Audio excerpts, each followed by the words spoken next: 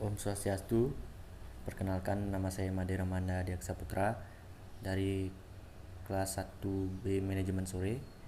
Saya akan mempresentasikan materi tentang mekanisme permintaan pasar.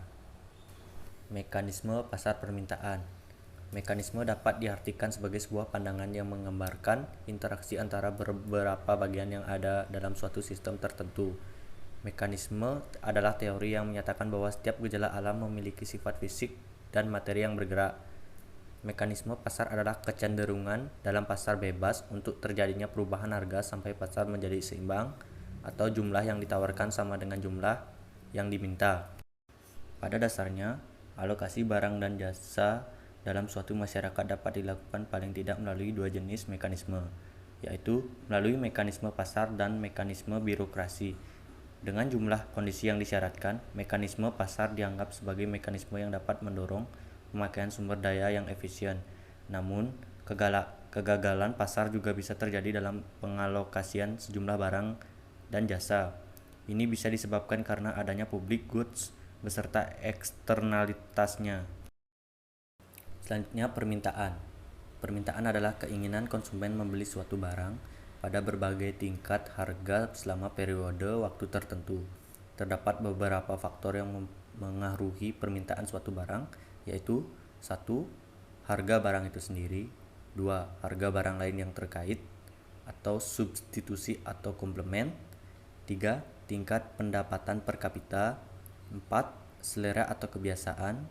5. Jumlah penduduk. 6. Perkiraan harga di masa mendatang. 7. Distribusi pendapatan. Dan ke-8. Usaha-usaha produsen meningkatkan penjualan atau promosi.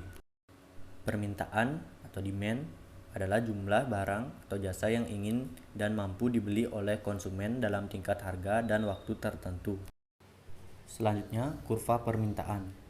Kurva permintaan adalah kurva yang menunjukkan sifat hubungan jumlah barang yang akan diminta konsumen dengan harga barang tersebut. Menurut hukum permintaan, kenaikan harga suatu barang akan menurunkan kuantitas yang diminta dan sebaliknya. Oleh karena itu, kurva permintaan memiliki kemiringan ke bawah. Perubahan harga menyebabkan pergerakan sepanjang kurva permintaan. Akibat dari adanya hukum permintaan tersebut, kurva permintaan menjadi miring dari kiri atas ke kanan bawah, sehingga kurva permintaan dikatakan mempunyai kemiringan negatif karena variabel-variabel yang bekerja dalam permintaan bekerjanya berlawanan arah. Kurva permintaan tidak mungkin menyentuh sumbu P karena berapapun harganya pasti ada konsumen yang bersedia untuk membeli barang yang dihasilkan. Jenis-jenis kurva permintaan. Kurva permintaan yang miring ke bawah atau downward sloping demand kurva adalah kurva permintaan yang menunjukkan bahwa kuantitas yang diminta berkurang karena kenaikan harga dan sebaliknya. Ini sejalan dengan hukum permintaan. Dalam hal ini, korelasi antara harga dan permintaan adalah negatif. Kurva ini berlaku untuk barang normal. Harga yang lebih tinggi mendorong konsumen untuk mengganti barang. Contoh kurva seperti gambar di atas. Kurva permintaan miring ke atas atau upward sloping demand kurva yang menunjukkan korelasi positif antara harga dan jumlah yang diminta. Harga yang lebih rendah membuat barang menjadi kurang diinginkan, sehingga jumlah yang diminta menurun. Sebaliknya, harga yang lebih tinggi meningkatkan kuantitas yang diminta. Barang inferior dan barang valent termasuk dalam kategori ini. Contoh kurva seperti gambar di atas. Kurva permintaan tertekuk atau kinked demand kurva model adalah model oligopoli tradisional dengan asumsi bahwa saingan akan cocok dengan penurunan harga tetapi bukan kenaikan harga. Dengan demikian, kurva permintaan berekrut dan masing-masing perusahaan percaya bahwa itu menghadapi kurva permintaan yang lebih elastis di atas harga tertentu daripada di bawah harga tersebut. Model ini tidak lengkap karena tidak dapat menentukan harga yang berlaku sejak awal. Selanjutnya, fungsi permintaan adalah suatu fungsi yang menunjukkan hubungan antara kuantitas barang atau jasa yang diminta oleh konsumen dengan harga barang atau jasa tersebut. Contohnya bisa dilihat di gambar bawah ini. Dan terakhir, permintaan seseorang dan permintaan pasar. Permintaan perseorangan adalah permintaan sejumlah barang dan jasa pada waktu dan tingkat harga tertentu.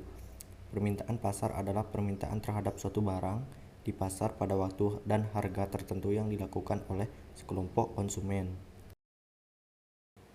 Pergerakan sepanjang kurva permintaan dan pergeseran kurva permintaan. Pergerakan kurva permintaan merupakan pergerakan yang terjadi di sepanjang kurva permintaan yang diakibatkan oleh berubahnya jumlah produk yang diminta konsumen sebagai akibat dari perubahan harga produk tersebut. Jadi, jelas bahwa yang menyebabkan adanya pergerakan di sepanjang kurva permintaan adalah karena perubahan harga produk yang bersangkutan. Pergerakan ini sejalan dengan hukum permintaan, yaitu ketika harga barang naik, maka jumlah permintaan akan turun, sehingga titik pada kurva permintaan akan bergerak ke kiri. Pergeseran kurva permintaan. Selain pergerakan, kurva permintaan juga bisa mengalami pergeseran, baik ke kanan maupun ke kiri. Pergeseran ini terjadi karena berubahnya jumlah produk yang diminta konsumen sebagai akibat dari berbagai faktor kecuali faktor harga produk tersebut. Berbagai faktor yang dimaksud diantaranya adalah pendapatan konsumen, harga produk lain, selera, harapan, dan jumlah pembeli. Sekian penjelasan dari saya. Mohon maaf jika ada salah kata. Saya ucapkan terima kasih. Om Santi, Santi, Santi Om.